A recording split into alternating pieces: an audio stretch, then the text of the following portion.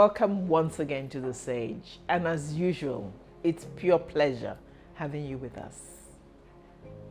I hope you've been with us in the few last episodes in which we started the important and crucial topic of medium and small scale enterprises, their importance and their place in our Nigeria of today. We had on set, and we promised you, that we were going to bring two simply amazing ladies who are experts in this area by every definition, and who would come to share their story, their example, their life, their work with us.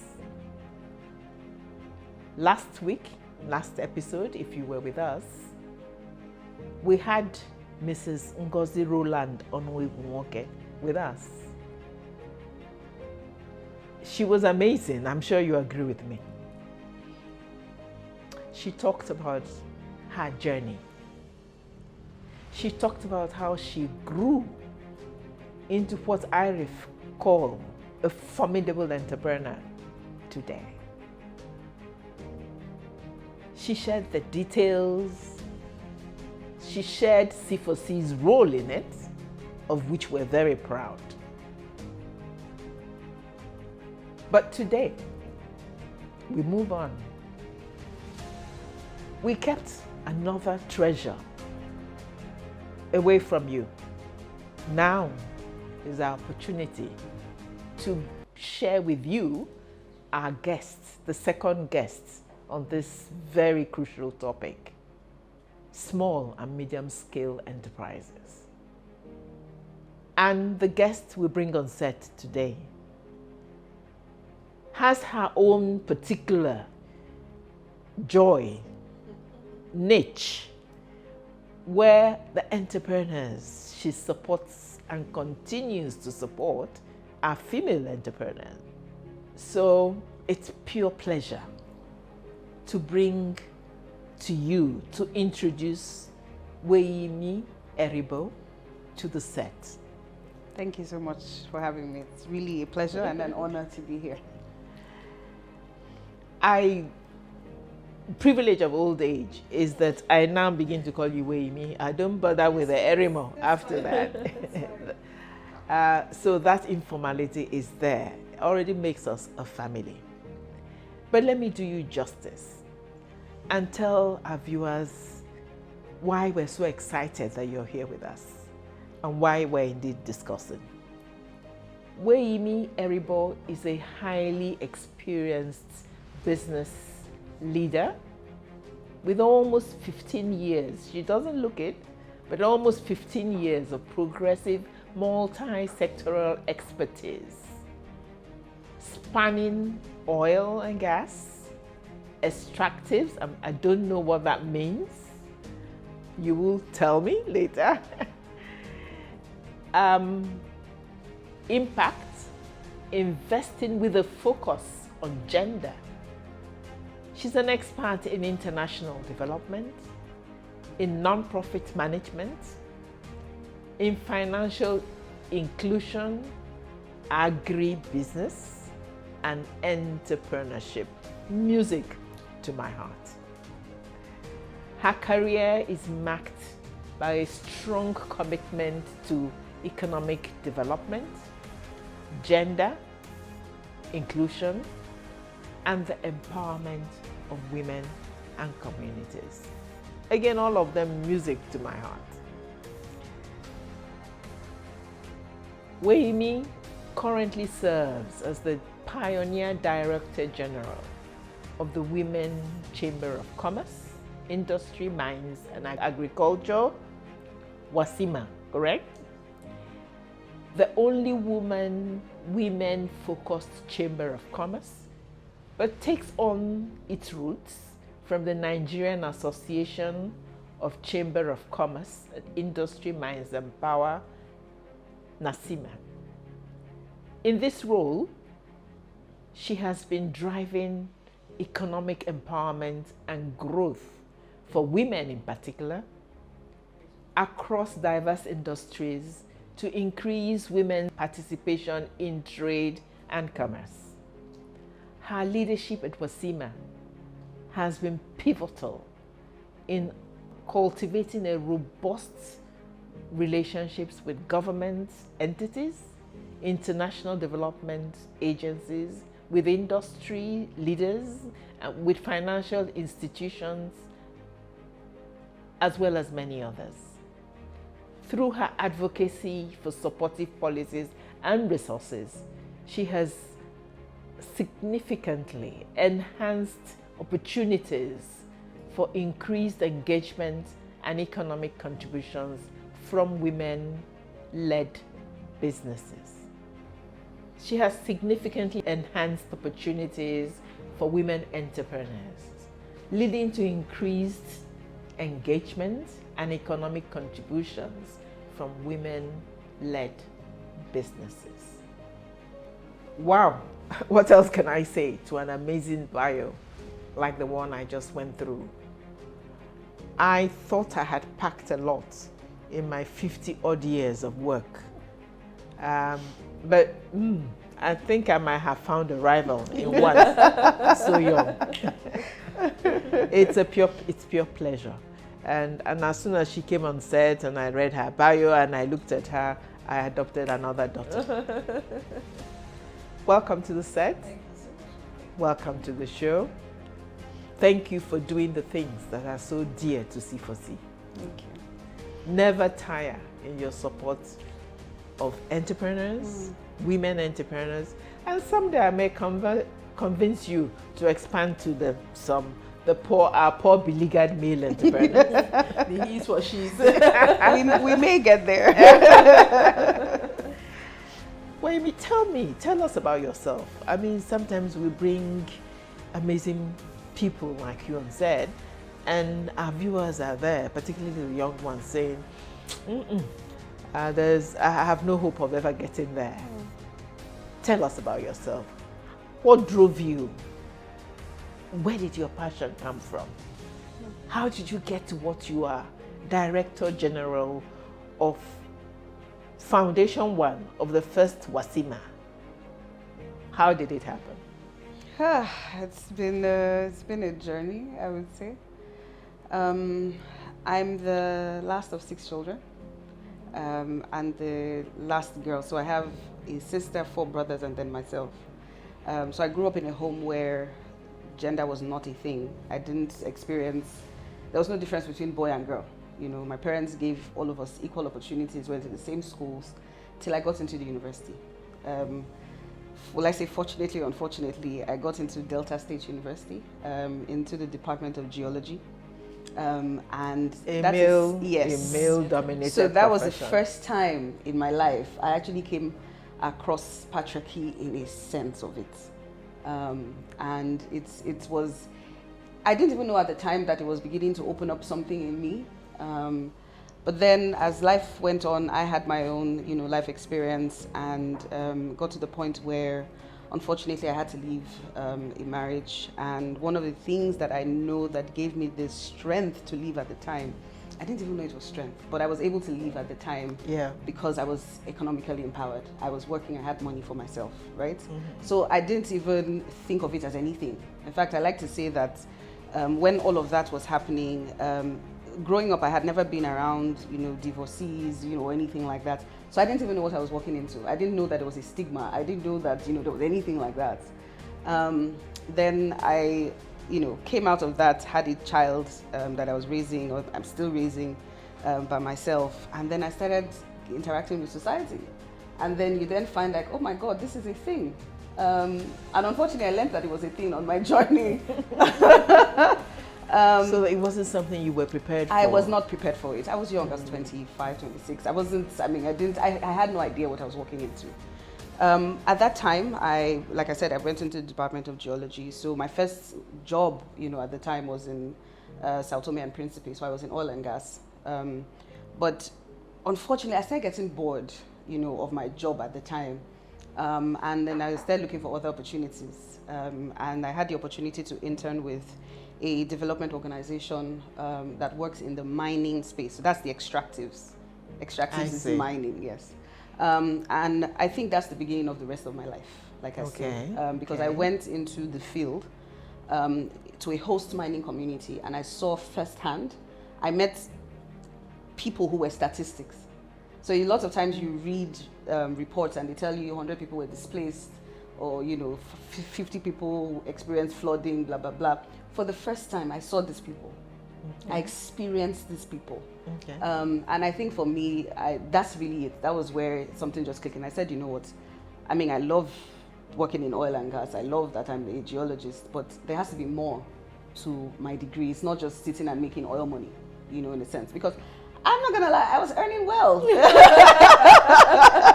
In Sao Tome and Principe, at my age at the time, I was already earning in dollars. Life was good, And then coming out of that experience where I was able to intern with that organization, I then really just said to myself, there has to be more. And at the same time, I was also starting my own first business, at the time, or maybe second business, at the time.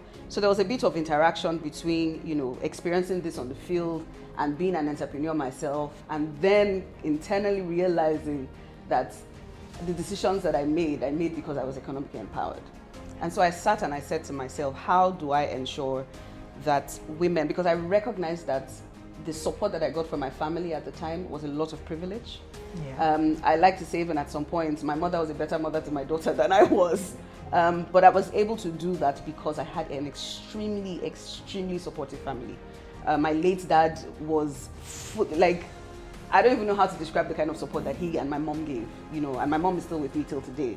But I recognized that was a privilege and not a lot of women had.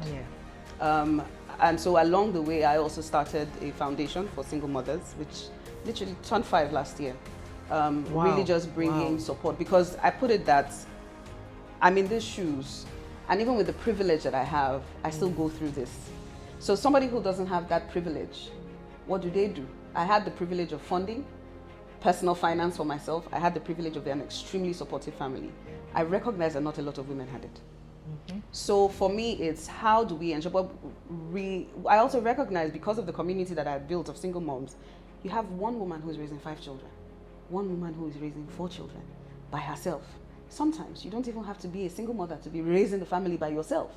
You are literally the breadwinner. I've come across several women who are breadwinners of their families. And so for me, that's where my journey really started. And I said, how do I ensure that women are able to make better decisions for themselves, better decisions for their children and for their families? And since then, I've really just thrown myself into the support of women, because I believe very strongly that entrepreneurship is a tool that we can use to get to equality faster. I like to say that a lot. Because as an entrepreneur, if you're able to get your structure right, if you're able to set up a proper business, if you're able to put the things that you need to put in place, there's no limits, right? It's not a situation where somebody can walk in today and tell you you're fired, or you will fire yourself if you want to fire yourself. But at the end of the day, you have that control. Let me stop you there, but don't hold it, because what you're saying is so good. But let me underscore a few things. I look at you and I say, why didn't I meet this young lady earlier?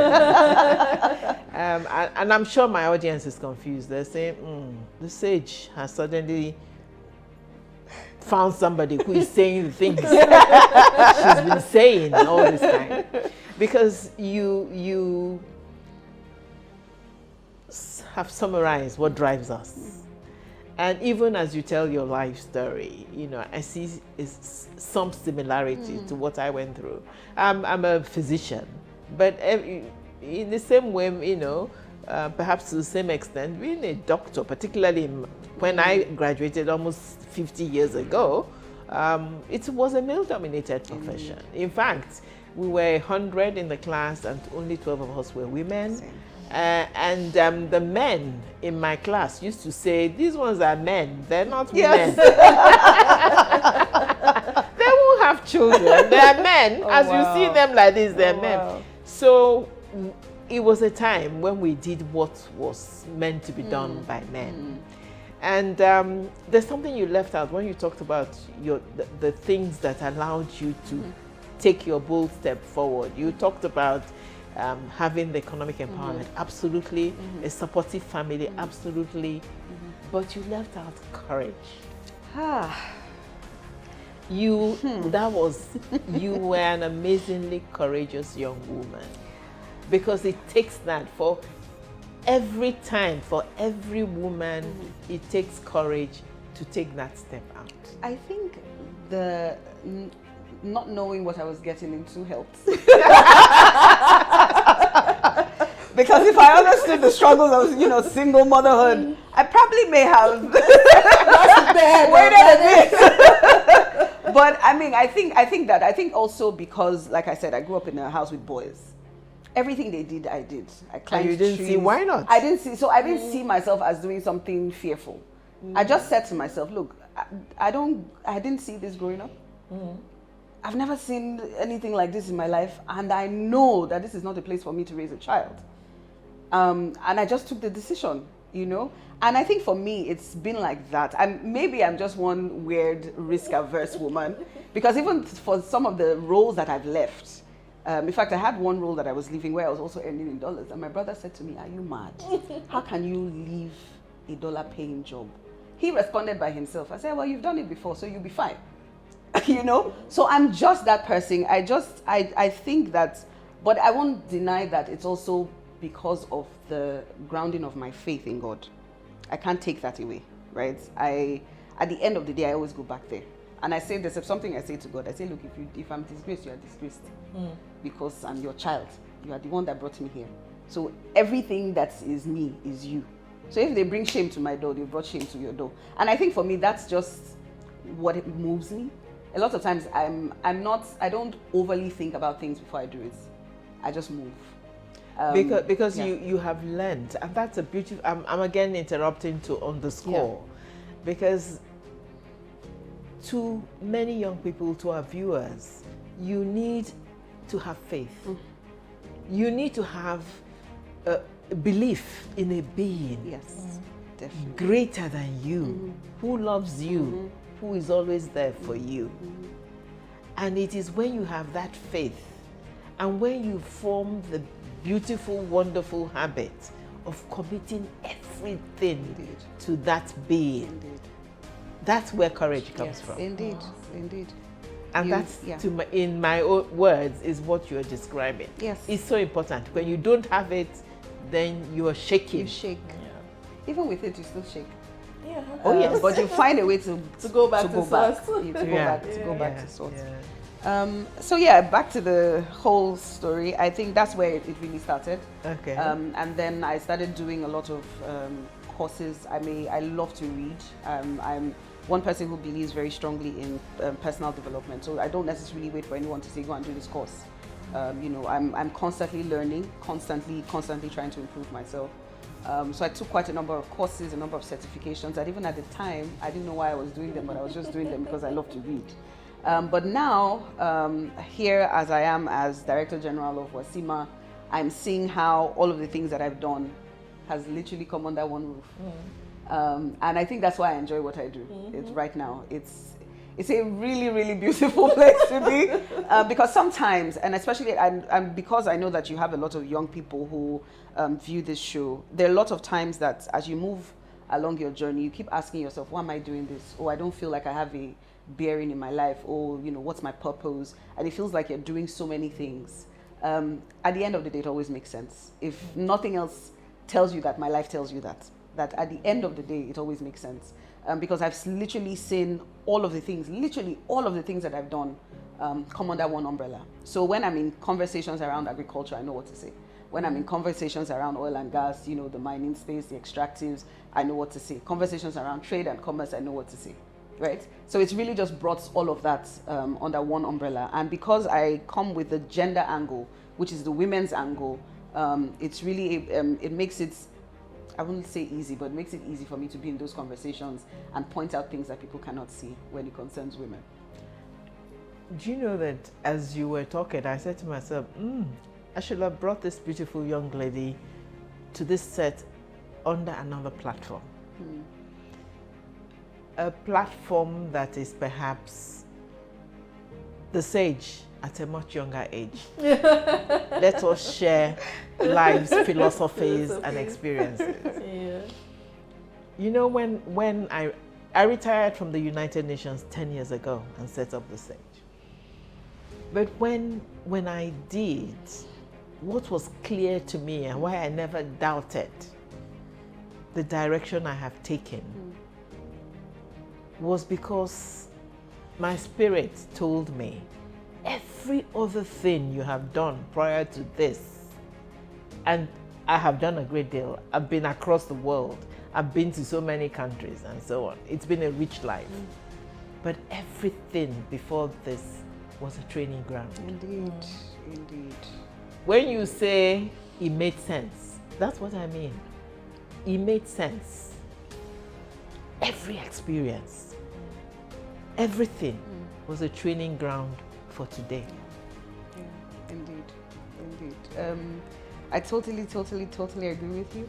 And I think, you know, when we even in terms of your own personal life experiences, because that's why someone like Ngozi will walk into my office and we can have conversations and we can click, because the richness of one's own life makes it able for you to be able to connect with other people and their lives as well. It puts you in a place to be able to put yourself in their shoes. And when they're sharing experiences with you and sharing their dreams and aspirations with you, you're able to actually connect and see where they're going. And I think for me, honestly, it's just, it's one of those things that makes you go home at night and sleeps well. You sleep well. I say that, yeah, I'm able to sleep well because I think I've learned that life is really just, it has to be beyond you as a person. And sometimes now I look at my daughter and I see that. How old is she? She's 13 now. Wow. Mom of a teenager. And some of the kind of conversations that we have, I actually just see that my life is really not about me. You know, we've just gotten to that point where I see it trickling down. And I think one of the things that I learned from my dad's passing was sometimes you're actually called in this life to prepare people for their own journey.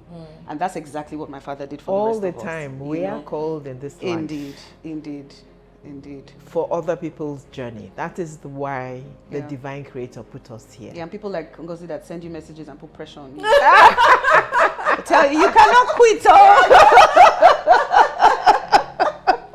This has been an amazing discussion, but it's only to the very beginning of it.